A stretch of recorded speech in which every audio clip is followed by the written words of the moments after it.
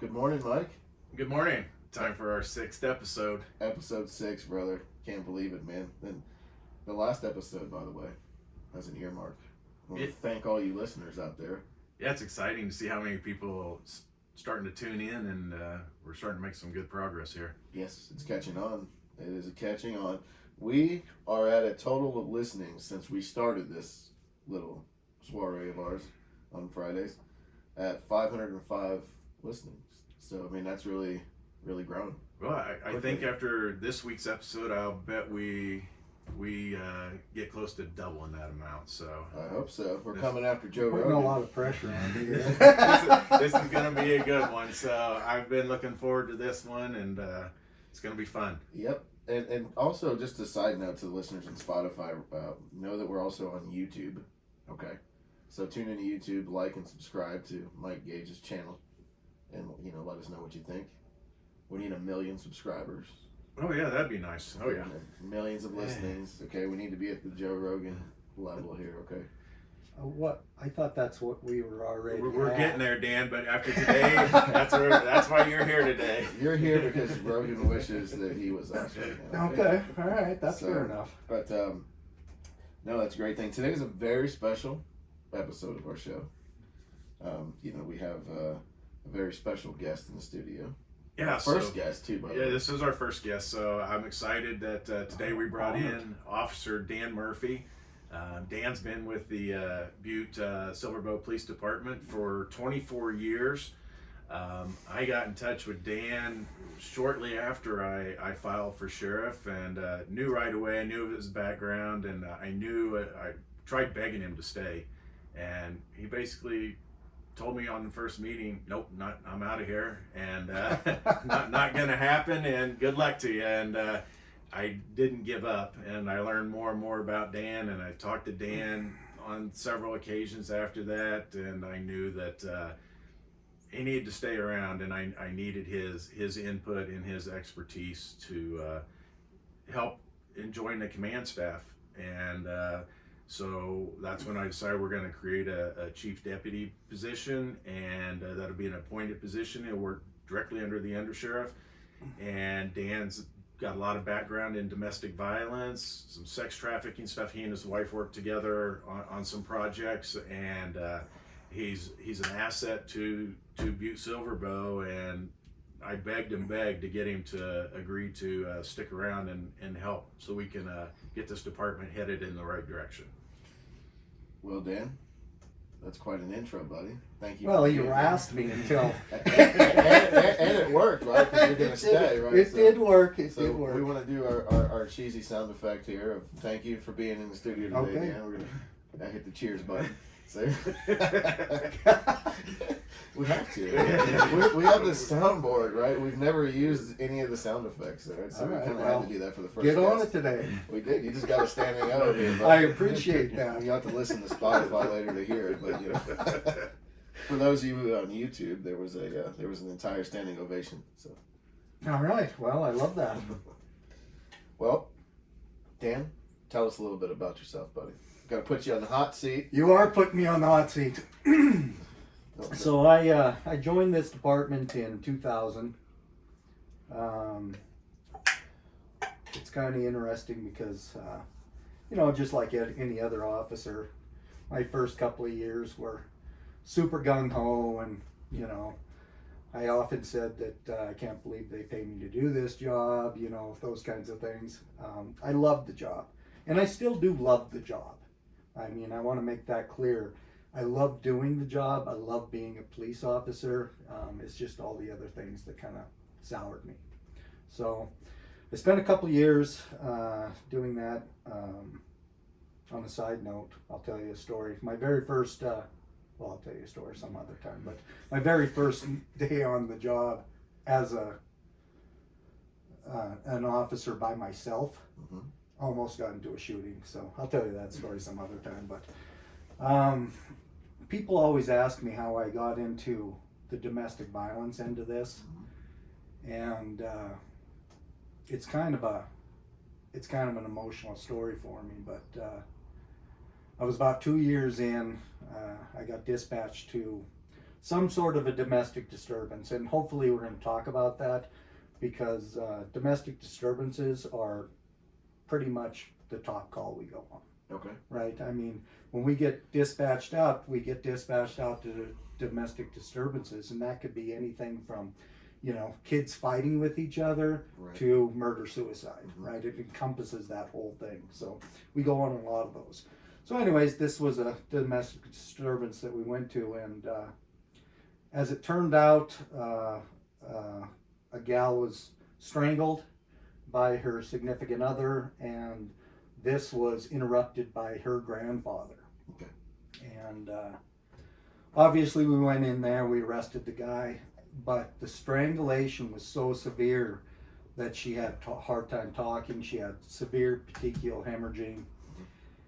And I spent 8 or 10 hours with that gal, talking to her there, talking to her in the hospital, just trying to convince her that this guy had tried to kill her, right? And I couldn't get through to her. The advocates couldn't get through to her. The nursing staff couldn't get through to her. And I had a hard time wrapping my mind around that.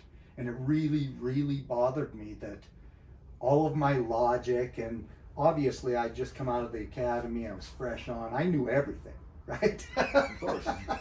I knew everything about being a fresh out of cop. the academy, right? Right. So it was mind-boggling to me that I could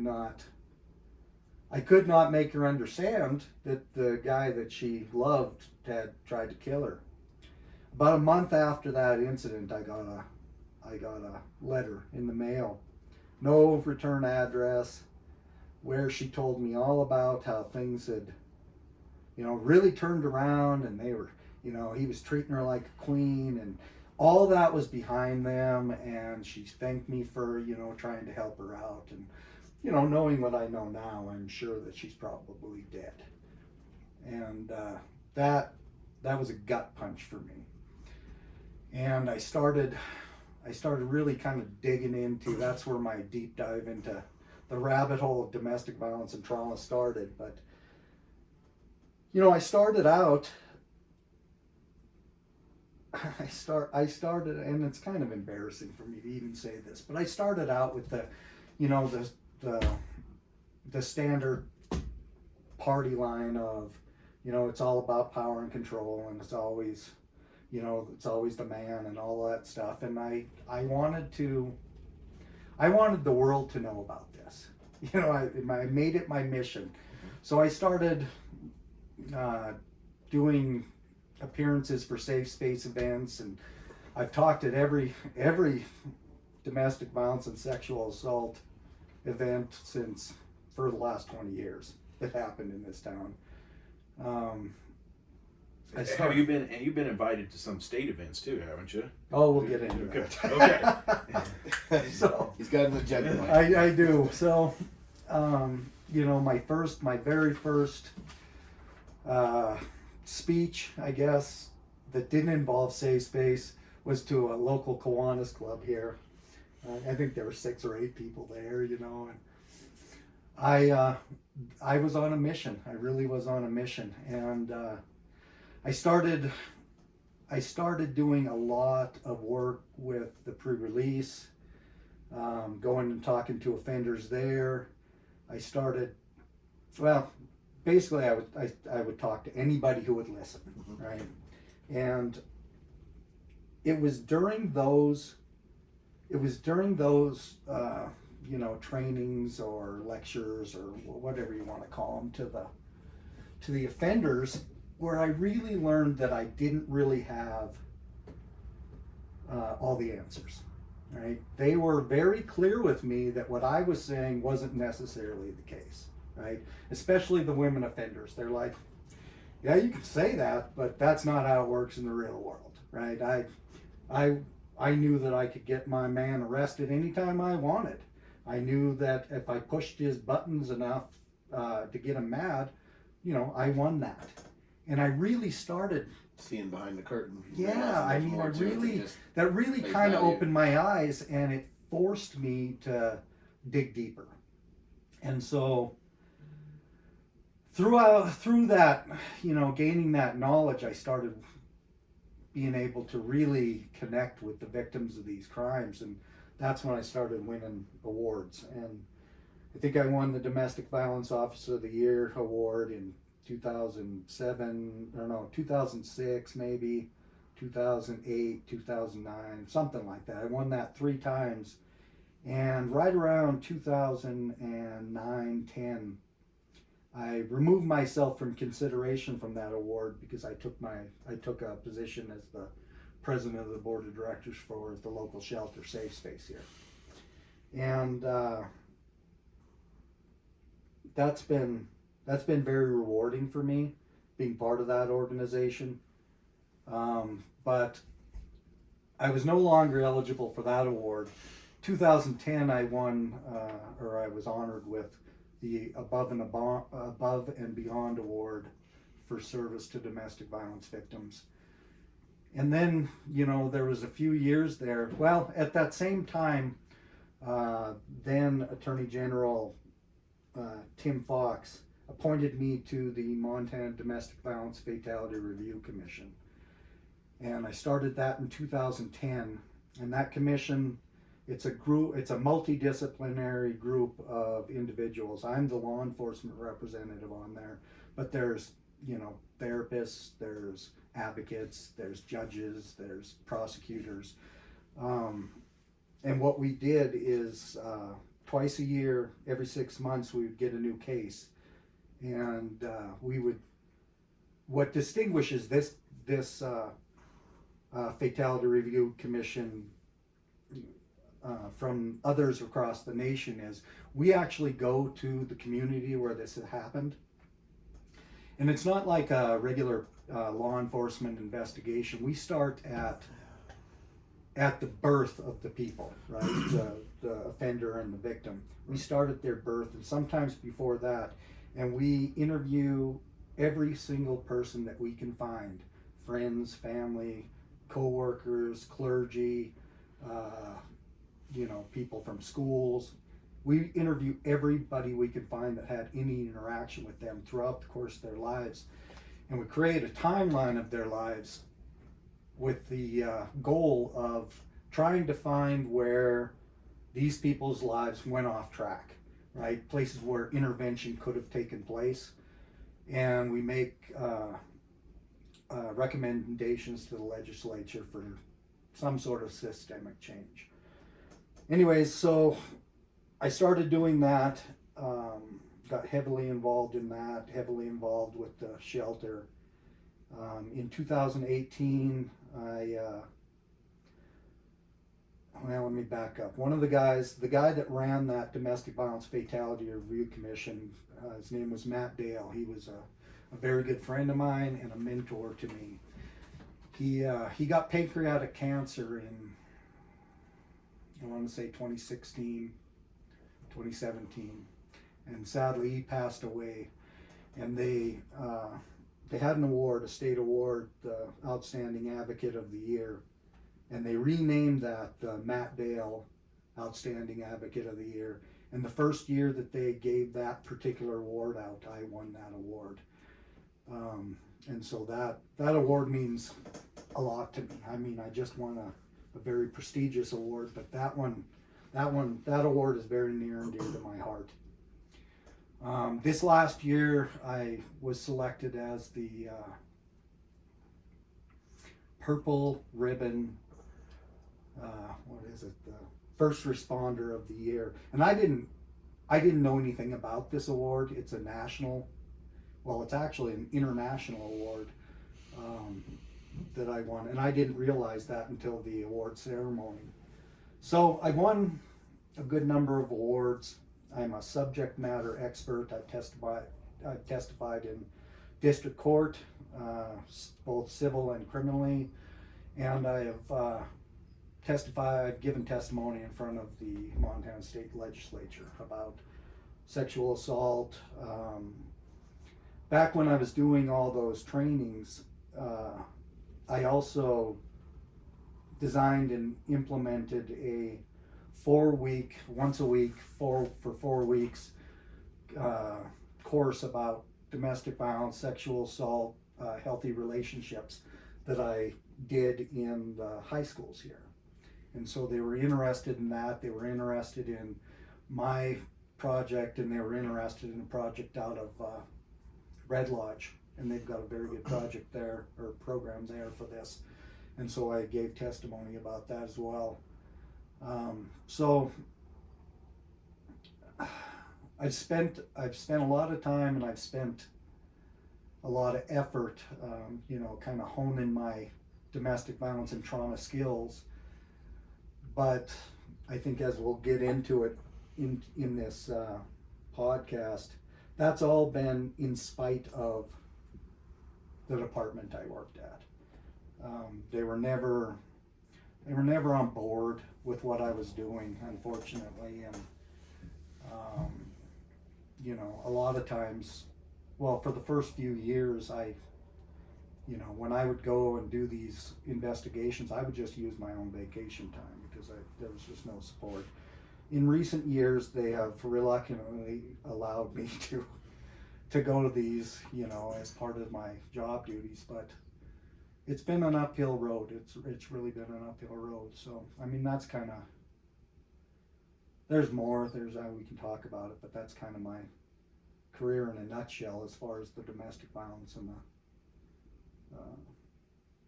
that kind of stuff goes. Well, Dan, thanks for sharing all that, and thank you for all that you've done on your own time and your own dime, because that's an important, a very important outreach program that you're in. I think that's a tremendous amount of domestic violence that goes on, not just in Butte, not just Silver Bow County, not just Montana, but the country and largely the world. There's right. Some real disconnect there. So thank you for putting your passion into that. It's unfortunate that the department doesn't, necessarily see it that way.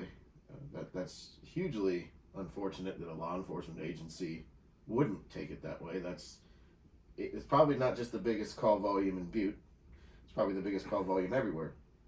And, well, yeah, it and is. They need to get it. Just shows you more disconnect that this administration has with the people, their citizens, and their officers. That's all that is. Just another reflection of a failed policy, or lack thereof, of not even policy, just a general failure.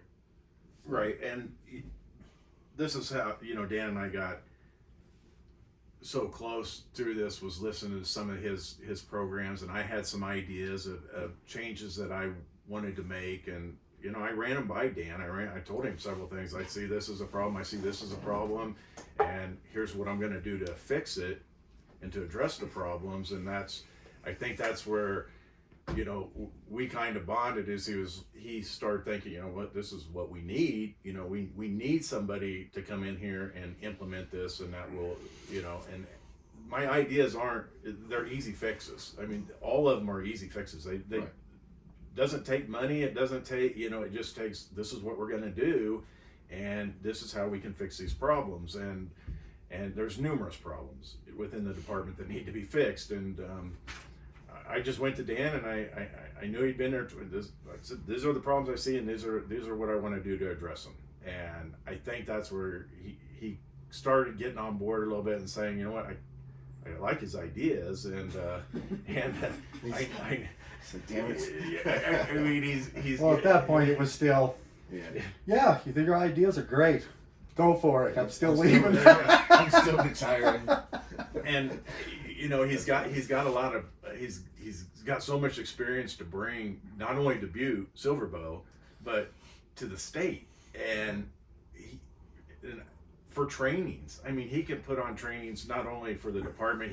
I'm sure the academy would love to have him there teaching new officers. There's a story about that as well. Oh, great. Well, we'll get into that here in just a second. So, when I was lucky enough, when I was an accident investigator, that I got to go teach at the Kansas Law Enforcement Training Center.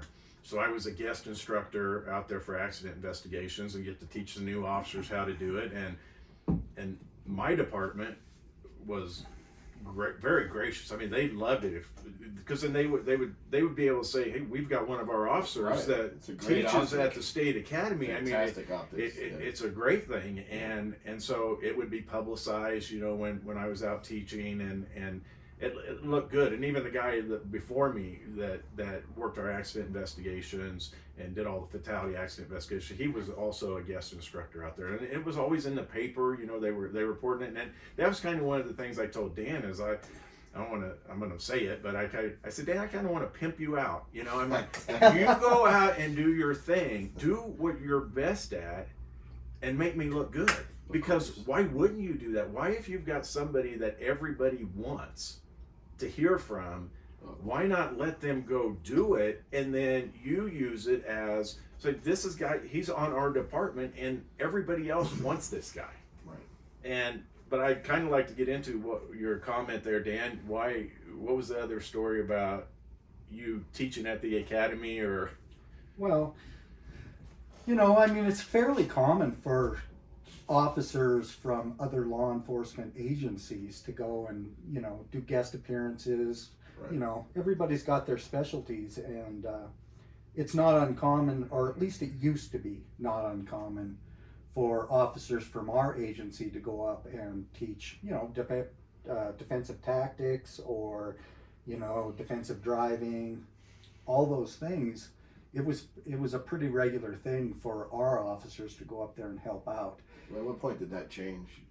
I don't know that it has. Okay. I just know that it changed for me. I see. So, getting back to the Domestic Violence Fatality Review Commission, one of the individuals that was on that commission with me was Glenn Steiner, who used to run the Law Enforcement Academy. And, you know, I talk to him all the time. One of my big soapbox things, especially in that commission, is more and better training for our law enforcement officers, right? And this is not I'm not casting shade on the academy. They do a great job, right? But there are some things that could be tweaked. And so I began talking to Glenn about going up there and doing a little consulting and really trying to help out that domestic violence program up there. And initially he was on board, and we started talking about it. And then one day he came to me and he said that he had talked to the sheriff, and the sheriff had told him that I worked for him and that I don't work for the academy, and that I wouldn't be helping out up there. And so that was the end of it. You know, I mean, Glenn was not interested in, you know, bucking that system. And we're talking about the current sheriff that told him that. Yes. Okay. Any idea why he would say that to him? Well, I mean, I think it was just because it was me. Okay. Because I mean, just to back up and unpack some of what you said, Dan, by all means, if you worked for most departments and you were that sought after, you had that kind of passion for one particular discipline of law, which is domestic violence and safety and counseling and safe space, and trying to create you even went back to trying to figure out, you know, where the wheel came off, you know, what part in their life at different points and timelines. I mean, that's a little bit more above and beyond just public speaking and saying that you care about something. It seems to me that you are 100% sincere about all this. This is truly a passion of yours. And if you worked for any other agency that was structured in an appropriate and healthy manner, you would have been the poster child for it. You know, and unfortunately 24 years of that, you know, you kind of got railroaded a little bit, it sounds like. And you had to do this on your own time and your own dime, which is fine because that's a passion project, but the department should have embraced that and made you their, you know, domestic violence, you know, captain, so to speak, politically. Because, you know, you have that passion, and I could tell in your face that it's a passion project. This is something that you'll do the rest of your life at some capacity. Absolutely. I mean, my wife and I started a business, and that's what it's going to be. As a matter of fact, that was my plan, is I was going to retire, and we were going to, you know, ramp that business up full time, doing consulting for domestic violence, trauma, We also teach resiliency, and that's something I want to talk about today too. But you know, when we get in there, one of my goals,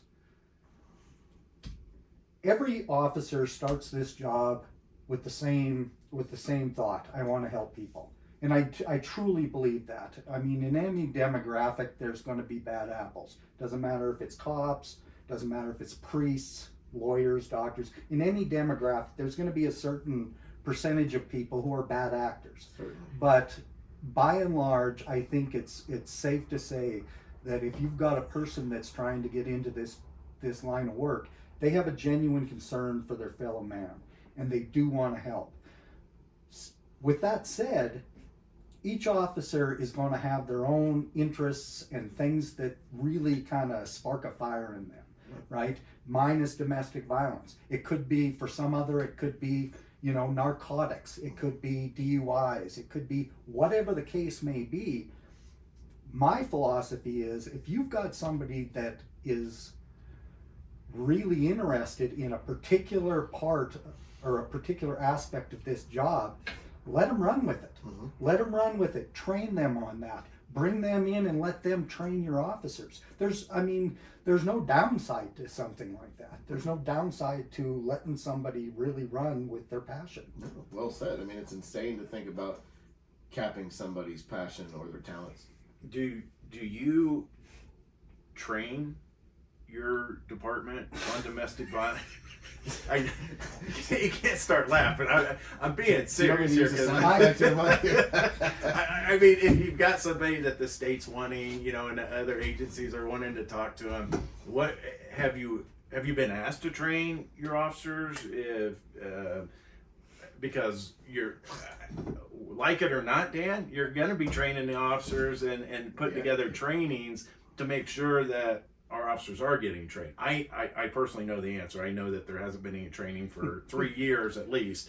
And so what is new officers, you get very little domestic violence training. I mean, you get some at the academy, and he's right, they're good, but it doesn't always go into you need academies more are the hands-on. minimum standard Right. teaching. That's it, right? And that's great for starting out, but then they need mentors. So what do you do for what's your department do for training, or what are you allowed to do to help the department? So again, I'm not throwing shade on the academy, because they have the whole scope of law enforcement that they have to teach in 13 weeks. They just don't. Massive. They don't have the ability to really take a deep dive into any one aspect. Right. So that's where, you know, field training comes in. That's where continuing training comes in. The last domestic violence training that happened in this department happened, I want to say, between 18 and 20 years ago. Jesus. And that was a 2-hour block of domestic violence training that they let me do. And how many of those officers are still on the force that were at that training? oh hell, not very many, Okay. right? So there's been none basically in the course of most of these officers' careers. Because again, the academy's job is to give them minimum standard training. It's up to the officer and the department to take their training further. Right. That's it. I mean, you graduate from police academy, you're not, you know, a RoboCop. You know, you're not. You don't have. You every think you facet. are, but you're not. Well, that's just because youth and ego and all that. We've all been there with that stuff. But the point is, you know, you got to have continuing education, advanced education. Right. That's the department's job. Well, and the problem is, as I see it, is not only are domestic violence calls probably, arguably, the most complex calls that we go on. Yeah. They're also. There's emotions involved. They're in these also calls, probably second only to traffic stops as far as danger to the officers. It's unimaginable to me that something that is so pervasive in our jobs that we don't train on. We don't really dig into the nuts and bolts of what's really going on in these situations. Is that just domestic violence training within the department? Is it just, or is the department lacking in all aspects of training? Great question. Well, I mean, we just went through an active shooter training, And the training was good, but it was very brief. And the last time I can recall doing this type of training was, 4 or 5 years ago. I don't know exactly when it was, but it was when was this active shooter training? How recent was it? this week. Okay. How long was it planned? I don't have any. I don't have any. They put it out in July, right after episode 2, or episode 1? and I did a live feed on that. There hasn't been any active shooter training here, and they put it together. And again, it was a 2-hour training. The actual officer probably spent 5 minutes clearing the building, and that was the extent of the training. But it was asked, can we do this again? Can we do more of it? And they were told, no, we don't have the money for it. And it's been 3 years since we've done any type of training, and so we're making it really basic because the officers don't know it. So it was really basic, and they don't have the funds to do it again, anytime soon. So because we all know how expensive interdepartment training is. Yeah, I mean, and the thing is, the thing I want to do, and what we always did was we had our own trainers. I mean, within the department, they put the trainings on. You could do it. We had defensive tactics people. We had I was an ASP instructor, so I trained on that, and so we had people. We've got Dan that could do the domestic violence. We'll get our traffic officers. We'll get them to reconstruction school, and then they can help teach some, intermediate accident investigation skills. And you can have all these things in-house. Not only that, you can also bring other departments in, and this is all departments do this. I can't say all, but the majority of them where, let's say Bozeman Police has something, and they invite other departments in to come take part in the training. I think we've got the capability of bringing other departments and holding our own trainings and inviting other departments. Again, I think we don't, because I feel like there's a lot that we don't want the other departments to know what we don't know. And if you bring them into training, you open yourself up to a lot of, and again, we've got a good SWAT team here. They train. I mean, these guys are training. They go to their yearly qualification, and they don't have the equipment everybody else has. And I've been on departments where we had the best equipment, I've been on departments where we didn't have the best equipment, and on this last one they went to, they didn't get sent with enough ammunition. They were told to shoot half as much as the other departments do, and the SWAT team guys said, we're an embarrassment. It's like we're the laughing stock of the SWAT teams. They had to borrow ammunition from other departments. And so I've heard this from 2 of the guys at training. I heard it before. I had heard rumor mill that they had to borrow, the other departments were giving them ammunition, and I didn't say anything because I couldn't confirm it. I heard it from the officers, but I hadn't heard it from anybody who had actually been there and had received ammunition from other departments.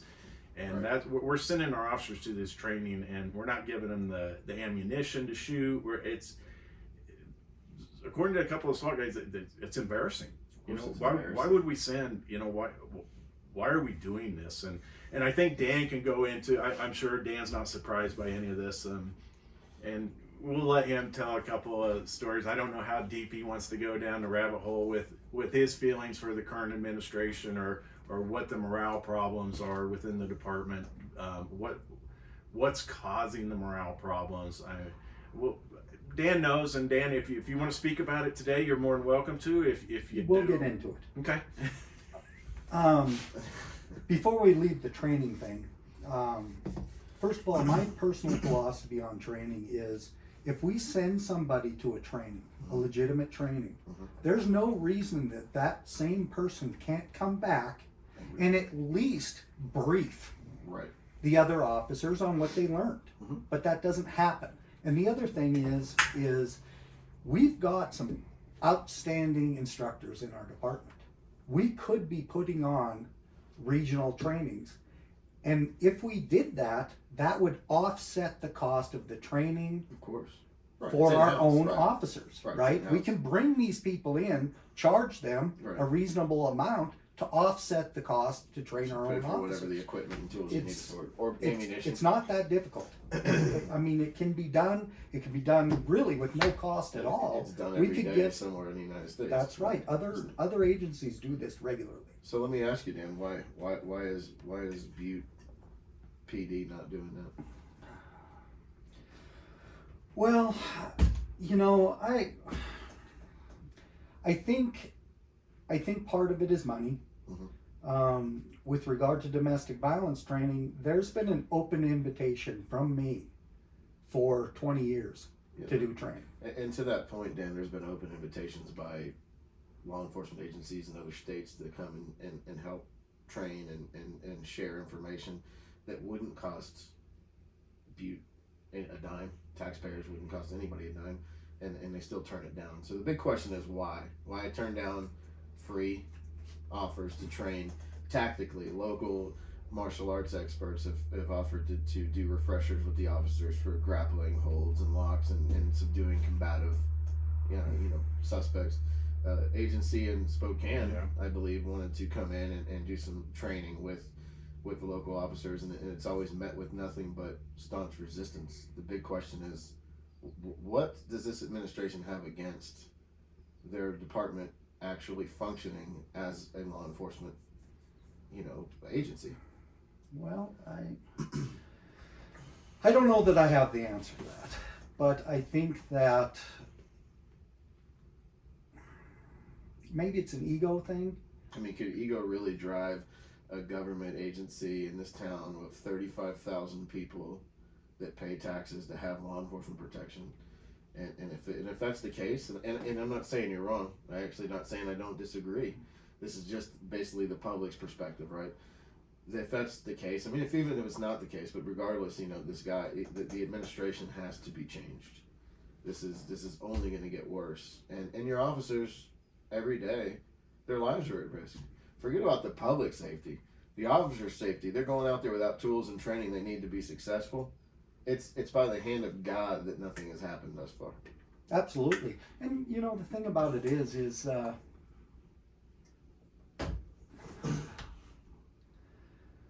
don't know. It's speculation on my part. I've long wondered why there seems to be resistance to this. I mean, you can get creative and you can do training. I know that there's money out there for these kind of things. There's grants, I don't know that it's a priority. I don't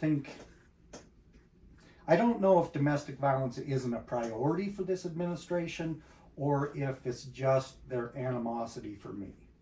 I don't really know what the disconnect there is, but obviously that's my soapbox.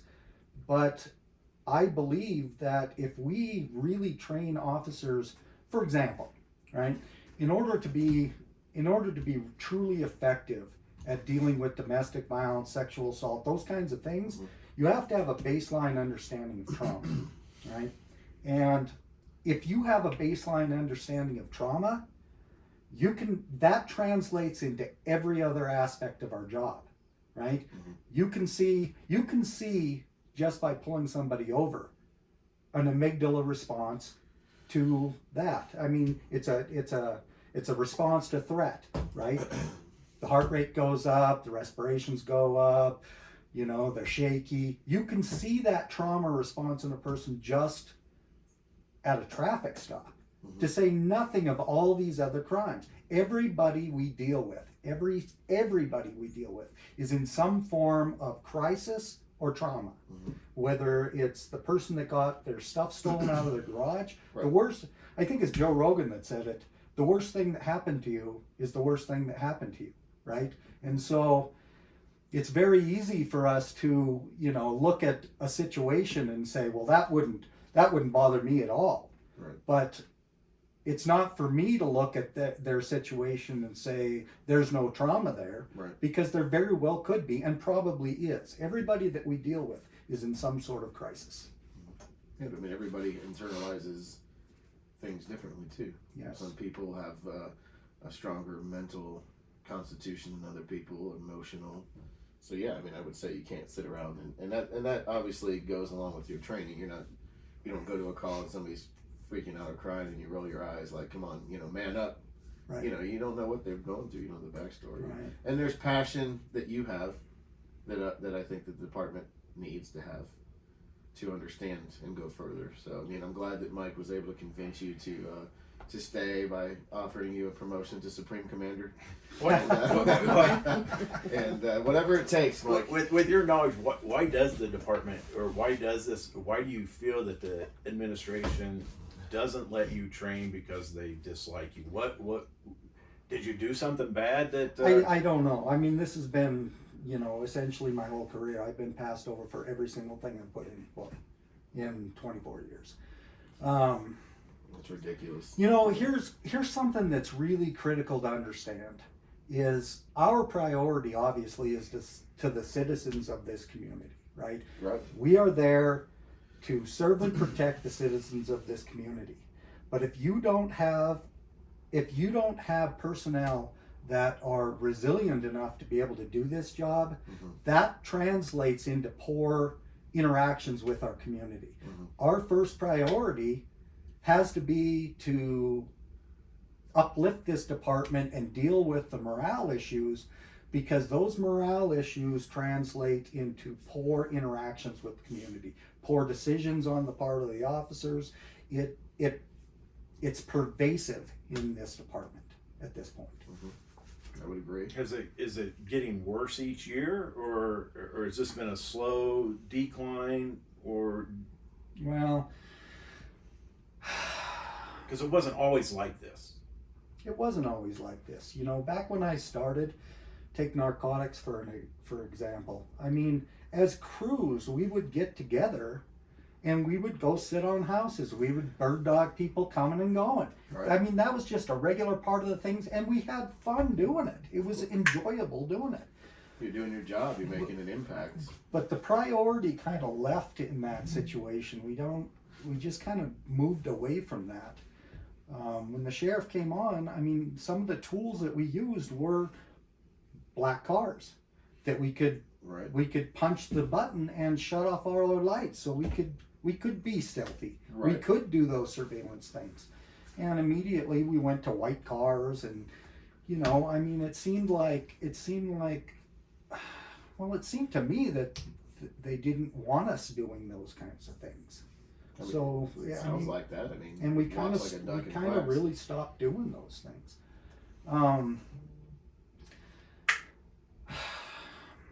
In the last 12 years or so, I don't know, the atmosphere really changed up there. And for example, in a regular department, the way promotions would work is, you would take the test for whatever it was, sergeant, lieutenant, whatever. You would do interviews with the police commission, you would do interviews with the department, and then you would come out with a ranking, right? And what happened is, it's important to note that there are no performance evaluations up there. They don't do performance evaluations. On the administration or any of the officers? Anybody. Okay. There are no performance evaluations. And so what happens is it doesn't seem to really matter how you're doing the job or what's happening, because none of that is really taken into account.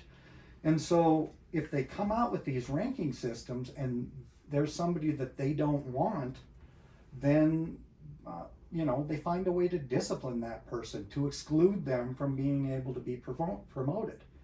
And that behavior was not part of the department's culture prior to. I mean, I'm sure that there was some of that. Okay. But now it's just, it doesn't even. I mean, now it's just standard operating procedure. One story I have is, I'd had surgery on my sinuses, so I had taken a few days off after the surgery, and it just coincided with our department Christmas party. Okay. So I went to the Christmas party, and after that, I was pulled into the operations captain's office, where they proceeded to tell me that they were very disappointed in me for going to that party while I was on sick leave. And I didn't really understand that. I'm like, well, what policies did I violate? I don't understand. But that disappointment was their rationale for passing me over for a promotion or a detective position. You gave them an opening and they took it for bullshit reasons, basically. Right, and the ironic part of that is it's not the department Christmas party. It's the union Christmas party. Right. We put that on and invite the administration. The administration, which is not part of the union. Right. Once they make it to that rank. So, but those are the kinds of things. I mean, there's people in the department right now with letters in their files for years, right? Which excludes them from being able to be promoted. Right. So, you know, so we just need to change things in the election. Bottom line. Would you agree? I mean, obviously, a federal court has found this, but is there retaliation? Is retaliation prevalent in the department? In your mind, does it occur, and does it occur frequently? Yes, I've seen it time and time again. I mean, aside from my own personal experience, I've watched it with other officers time and time again. I mean, Rhonda Staten is a friend of mine, and you know, I was there when she got hired, and I was there the whole time she was there, and it was a bad situation for her back there in detectives, and I mean, they just didn't want her there. I don't know if they didn't want her there, but they certainly didn't address any of the issues that were causing her the problems, right, and creating a hostile work environment for her. They just. Earlier this week, I read the court that was deposition that was posted on public information, right, and read it was like 27 pages. As, you know, she definitely had some significant accusations against the department. And, you know, it's just wondering the validity. I mean, obviously the court found in her favor after the appeal, right? And you know, I mean, do you think did you any of that valid that you would, you know, witnessed or heard about? I mean, are they really targeting her? Not only was it valid, but it's a miracle that there haven't been more lawsuits. Okay. And as it's my understanding that there are people that are considering lawsuits right now. There was a time that I was dead set on suing this department. Okay. And I had a long conversation with somebody that I trust, and they talked me out of it and said that, you know, just let this go by. You know, this is going to blow over, and you're going to get promoted. You know, you're going to do that. They're gonna come around, and you know, it was not too long after that they created a domestic violence detective position, domestic violence investigative position. I don't remember you being a detective. Yeah. Well, I was an honorary detective. We'll get into that. Yeah. But so obviously, with my training and experience and all the things that I was doing, I obviously thought that I was a shoo-in, and I think that a lot of the department did think that I was a shoo-in for that position. And really, the beginning of the end for my respect for being a law enforcement officer in this department happened when they chose another person for that position. And again, I'm not throwing shade on this person. They put him in that position, and if I was in his position, I would have accepted that position as well, you know. But the unfortunate part is that it was my understanding that the only domestic violence training that particular officer had prior to getting into that position was the 2-hour domestic violence training that I did for the department. And so Figured that was coming. that was when I really lost all. Well, yeah, I mean, somebody that you trained, they gave them the position that you would have been the shoe in for. I mean, you're the one that spearheaded the domestic violence, basically in the department. Nobody else took the initiative for that. So it's just amazing what you hear about this. I mean, clearly this administration has serious issues. I mean, from the ground up. And the biggest question that all of the folks listening to this need to ask themselves before the election, during election day, during early voting, is the why. Why do they put a bubble around the administration? They bubbleize themselves, and then the ones that really want to make a difference get put on the outside. Why, when the administration showed up and took over, did they basically castrate the department's policies on vice and trafficking and domestic violence and stop the trainings? I mean, the bigger question besides the injustices is the why. Why do they not want the police department here to function as designed? Why?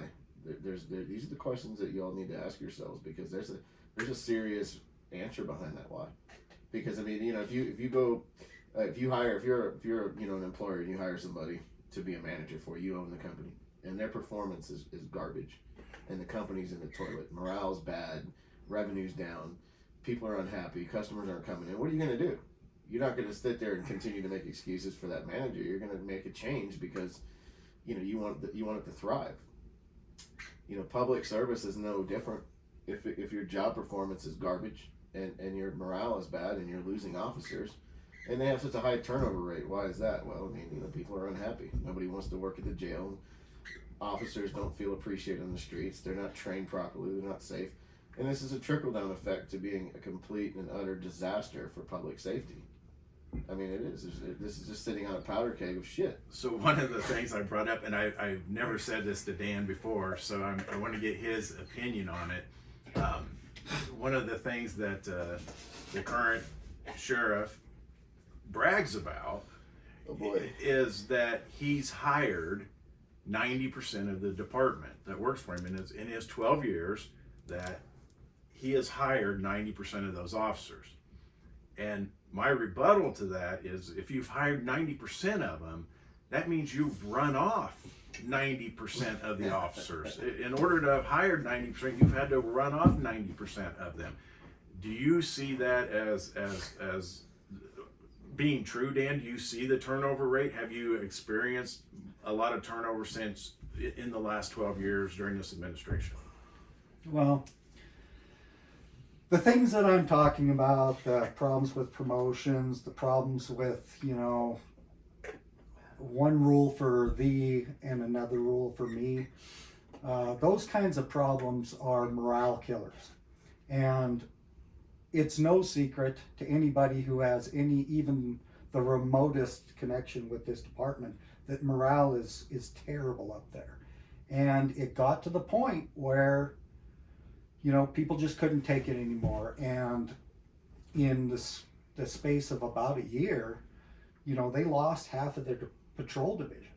And that created a cascade of problems, because in order to deal with that, they started, taking a lot of the people from the jail. And that's fine for for bolstering the ranks of the officers, but then they created all sorts of problems at the jail that are still continuing. Right. And here's the other thing. Here's a side effect of all of those things. And I can tell you from personal experience that it was very prevalent with me, is that when your morale is so low, when you are so disenfranchised with what you're doing, you don't do a good job. You don't interact well with the public. Mm-hmm. And I can tell you that there were times in my career that I shouldn't have been on the street. I should not have been doing this job. I was not in the right mindset. It was very difficult for me mentally. Mm-hmm. And one of the things that I see that's alarming to me up there is, even though they know that there are officers who are really struggling mentally, there's no attempt to support them or help them. It's, suck it up. And that's what I was going to ask you during that kind of struggling dark time in your career when you felt like you shouldn't be out in the street. What did they offer you for any help, any interdiction, counseling, anything, time off, anything at all? I mean, did they give you even a pat on the back, or hey buddy, what can I do to help you? What's going on? Nothing like that. No, and not only do they not do that, there have been at least 2 notable folks in the department who really, really struggled with their mental health. And it seemed like they just tried to sweep all those things under the rug and hope for the best. And, one of the things that I'm really passionate about, when I talk about trauma and those things, is it's not only important for us to understand the neurobiological and physiological effects of trauma in the people we deal with. It's also very important to understand that those same processes happen to us, right? Sure. We talk a lot about, bad apples, getting back to the bad apples, and, all of the problems with law enforcement officers, and, it's just bad people being cops and trying to be, impose their will on everybody and those kinds of things. I don't believe that that's the case. We have, the rate of domestic violence for law enforcement officers is like 40% higher than it is for anyone else. Sure. And it's not because, it is absolutely not because we've just got a lot of bad cops. It's because it doesn't matter where you're at. You could be working in Ekalaka, Montana. You could be working in the inner city of Chicago. Every police officer is going to be traumatized. Every police officer is going to have secondary trauma. Most police officers are going to suffer from PTSD. And when you have those things going on, it affects your higher functioning. It affects your if this, then that logical thinking. And I personally believe that if we taught our officers to be resilient, if we taught them about trauma and how it affects you and give them the tools to be able to be resilient, a lot of these problems would go away. I don't think that we would have near the problems if we focused on trauma and PTSD and secondary trauma. My personal view is that every officer should not only understand trauma in the people they deal with, but understand the trauma that they're also dealing with and be able to work through those things. And the thing is it's a natural mammalian response to be able to regulate and co-regulate with others, right? There's a lot of debriefing things out there that, you get together after critical incident and you do debriefings. And there's some philosophy out there that, if somebody loses control of themselves in these debriefings, well, go ahead, go outside, get yourself together and then come on back in. Right. But that's not how that works, right? We co-regulate each other, and we can be resilient as a group much easier than we can be resilient as an individual. And I think that if we train our officers to be resilient and to be able to co-regulate each other, a lot of these problems go away. And you speak about resilience a few times this morning. Describe what you mean by that, what you teaching resilience is. Is that more of like a group counseling? Is that almost like an AA thing where you have a sponsor to be accountable to? I mean, what do you mean by resilient teaching? Well, one of the side effects of PTSD and trauma is we have a disconnect there's multiple parts in the brain, right? We've got the old brain, which the limbic system, which really kind of operates all the autonomic stuff. It also operates all of the alert systems in our brain, right? Sure. So the problem with trauma is that once we get into the hormonal dumps, once we get into the HPA axis, we get into a state it's called allostatic load. And so we're carrying a abnormal amount of stress hormones all the time. One of the problems with that is our higher functioning part of the brain, the frontal cortex, is particularly sensitive to those hormones. And so we lose a lot of the ability to make logical, rational decisions. And one of the things, and that I can tell you that happened to me. That's one of the reasons. I don't know that I was making great decisions. I was muddling through it, but it also disconnects us from our body, right? And so I've learned a lot about myself throughout this process, but I also learned that I was completely disconnected from my body. I didn't realize that when I was having problems with my body, that it was probably associated with the trauma and stress that I had gone through. And so in order to be resilient, we have to be able to look inside our own selves and see how we're doing, not only mentally, but physically. And if we can have that awareness of ourselves, we can then take steps to be able to address those things. And if we do it as a group, it's easier, right?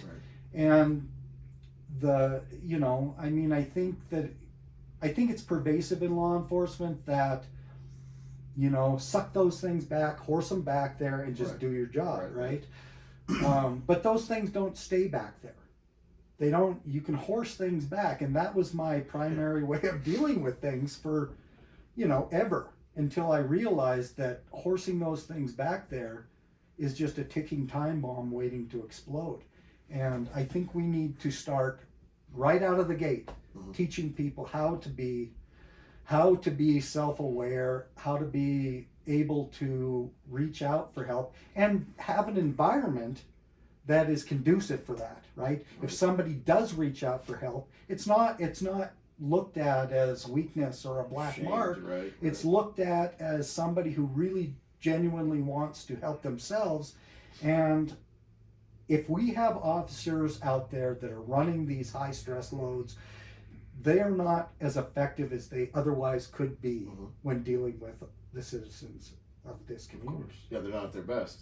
And I do know that we're over our hour, but I did have one more thing. Oh yeah, this is what I'm telling you. It goes. You could probably do this all day. So one of the things I wanted to talk about, and we'll have you back on, Dan, if that's something you're agreeable to. But one of the things I wanted to when I first met with Dan, he had a passion for domestic violence court, having a special court for domestic violence, and that there are different types of offenders. You've got the one that has too much to drink one night and does something stupid, and then you've got those that are habitual doing this. And I know that was it Judge McCarthy?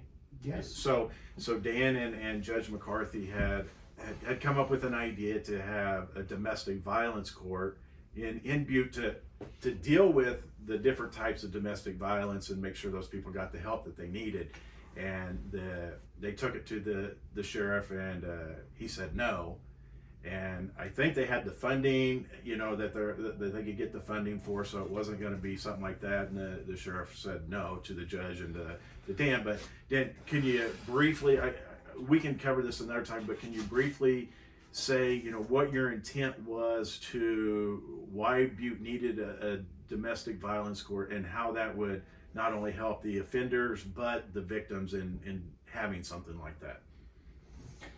So the beauty of domestic violence specific courts is that you bring an offender in, and you have an extended period of time to deal with it, right? And during that time, you're able to envelop not only the offender, with services, but the whole family with services. And that's the key that really makes domestic violence specific courts as good as they are. And so, Jerome and I talked. Jerome brought this to me. And that's the judge. Judge right, McCarthy. Judge McCarthy, sorry. But he brought this to me, and he asked me what I thought about it, and I said, this is an amazing idea. This is something I really, really want to get behind.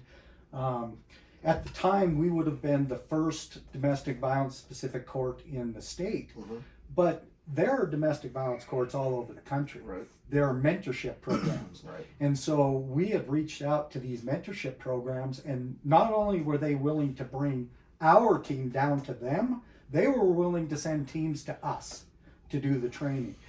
We had funding, we had mentorship, and we had a team. We had prosecutors, we had advocates, we had the team who really wanted to get behind this. But the problem is it all starts at the law enforcement level, right? We need to train our guys to be able to handle these situations in a way that allows us to use the appropriate treatment modalities on the back end. And so if we didn't have buy-in from the law enforcement department, we didn't have a domestic violence court. And so, Jerome was really the driving force behind that, but we didn't get that buy-in, and it just went by the wayside. And that's very, very unfortunate, because these programs are wildly successful other places. And would you are there any studies? We know that domestic violence and a lot of it is also can be a generational thing. It can be a generational thing. Is there? Do you know if there's been any studies, or are those departments seeing a decline in that generational domestic violence because they're getting help to the families and including the families in that type of training or in that process? So there's all kinds of tools that we can use in order to be way more effective when dealing with our domestic violence situations. Lethality assessments, specialized training, domestic violence specific courts, all of these things. Part of the problem with domestic violence is that the common belief is that it's all about power and control. It's all instrumental violence. It's all, one person trying to gain and maintain power and control over another. And that's great. But the prerequisite for that is that you've got one person that is solely an offender and one person who is solely a victim. And, people are people. Everybody comes with their own sets of baggage, right? And so what gets lost in the cracks is the families that are minimally functional. They're having financial difficulties, they're having marital difficulties, and they're having problems with anger management or controlling their emotions, and things escalate and these with the domestic violence specific court, we can look at each individual situation and address the individual problems, right? Right now, what we do is we investigate domestic violence as a cookie cutter crime. We send it to the criminal justice system, and they prosecute these situations as a cookie cutter crime. And like I said before earlier in the podcast, these are arguably the most complex calls that we go on. And it's because of those interpersonal dynamics, and they're always different. Every situation has its own unique stressors that can be addressed in some measure by those domestic violence courts. So I still have hope. I still have hope that we can get that going in this department. And quite frankly, there's nothing stopping us if Mike gets in there. There's nothing stopping us from doing those things. Well, I think when Mike gets in there, sorry, I don't have the vernacular down quite right. I think that'll absolutely upright the ship, and we'll get going in the right direction. And I think that it'll happen swiftly and aggressively to implement major change, and it needs to happen. and we need the support of all the voters out there. I mean, it is absolutely writing on the wall. It ain't rocket science. It's transparent as the day is long. Change has to happen here with the law enforcement agency. It has to. I mean, you've listened to Dan now graciously share his stories and tragedies and achievements and about his career for the last hour. And when's the last time you heard a law enforcement officer be that knowledgeable on a topic like that? I mean, this is, again, these are passion projects to the fullest extent. You know, Dan has a passion for this. You know, you heard the story that for one of his first calls early on in his career. I mean, it lit the fuse for him. And just like Mike wanting to be sheriff, I mean, you know, he if the sheriff in place had been doing his job, this podcast would not be taking place. Mike would not be trying to run for sheriff. He wouldn't be running for sheriff. He had a whole other life.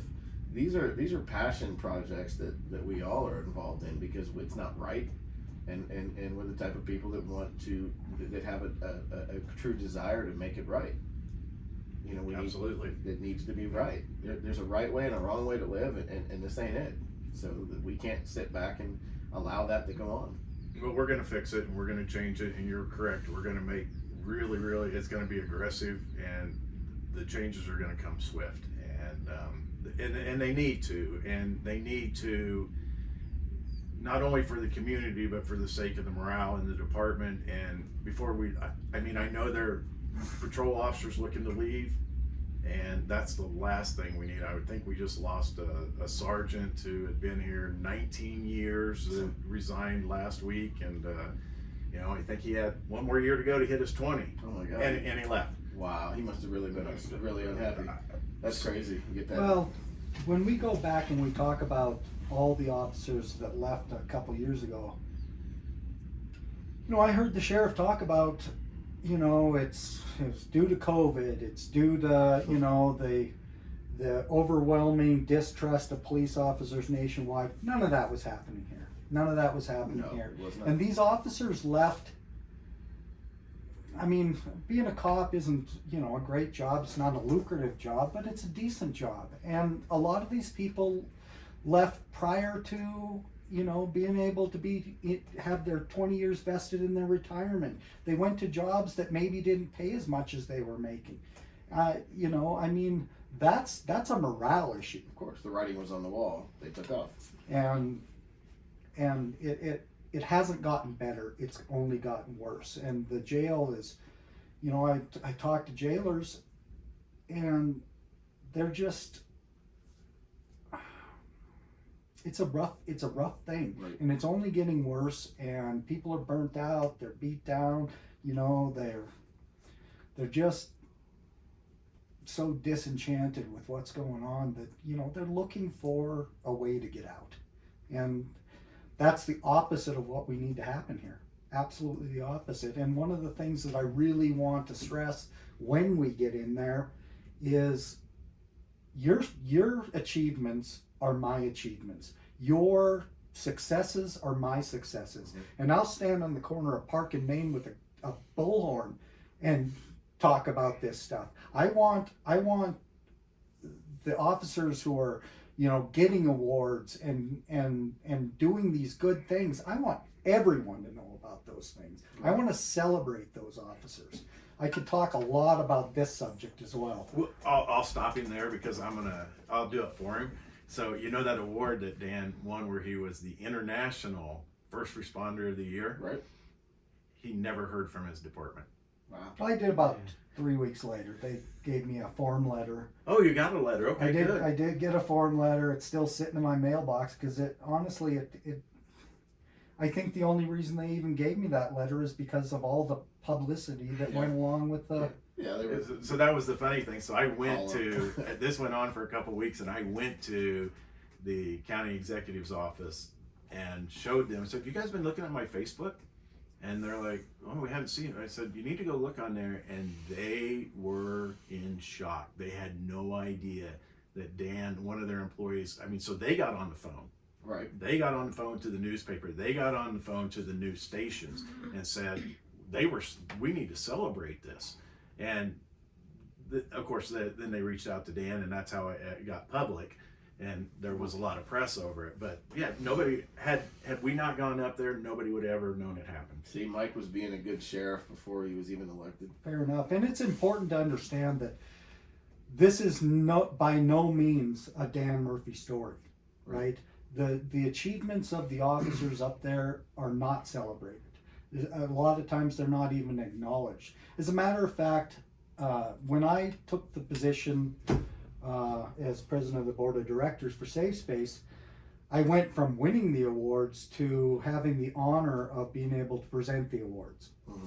And it's an emotional experience for me, and I make it abundantly clear how proud I am of them, and I make it abundantly clear that they should be proud of themselves, because they're not getting the award from me, they're not getting the award from the sheriff, they're getting the award because of the interactions they've had with the victims.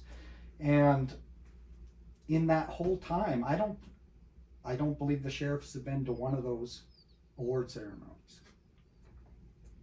Again, folks, I mean, you hear that. It's not just Mike and I sitting here sharing, stories about the dysfunction here. This is a veteran officer, 24 years. You hear it from him. And, why? You gotta, again, it goes back to the questions I've asked this entire broadcast here is why? Why is it not celebrated by the sheriff? Why does he not want training? Why does he not care about morale? Why does he negate and neglect public safety? Why does he hate all these things? It's it's a big why. Why? And it's a why that I don't have an answer. And it's time for the voters to ask themselves, why do we want to keep this guy here? We don't. Why has he been here this long? It needs to come to an end. It needs to come to an end now in November. Absolutely. And why did he call Mike's ex to find dirt on him? I mean, it did find out one thing, okay, folks. Apparently he left the toilet seat up once or twice. So vote your conscience in November, okay? If you want a sheriff that leaves the toilet seat up. No, that was some crazy stuff. That was funny. Obviously, you're getting to him, Mike. No, well, we're making progress, yeah. and people are starting to listen, and they're paying attention, and they're listening to our plans and the changes that we want to make, and it's moving a lot faster, and we got several new supporters last night, and I don't want to go into names, but they are high up in the community and very, very well known. And so, yeah, we're moving in the right direction. We'll just keep it. We got a couple more months to go, and let's get ready. Yeah, and we'll be ready for next week, and we'll talk this week for what we're going to do for next week. Yeah, and certainly. Any news coming up? Anything you want to share? No, we got the rodeo coming up next week, and we've got a big event tomorrow that we're doing, and so yeah, we got some things coming up. So again, like I said, we're not putting out there everything we're doing, and we'll let you know when we're there and we're doing them. Yeah, so absolutely. Well, other than the fact that we've definitely grown and we got a lot of listeners, we're gaining. We definitely need more support, more listeners, more subscribe and likes on YouTube, more people tuning in to Spotify, following Mike on Facebook and Instagram.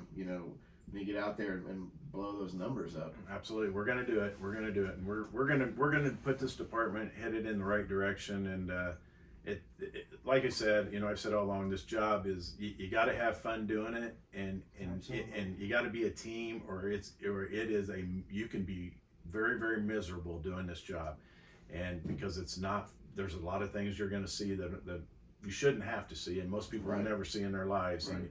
And you better be a team, and you better make it fun to do it. Otherwise, it can take its toll. And I know we've talked about this. We need to have some crisis intervention. We need to have some people that are trained to come in and work with our officers. Their mental health is their number one thing. We got to take care of their mental health. We got to, the suicide rates is up for police officers, for all first responders.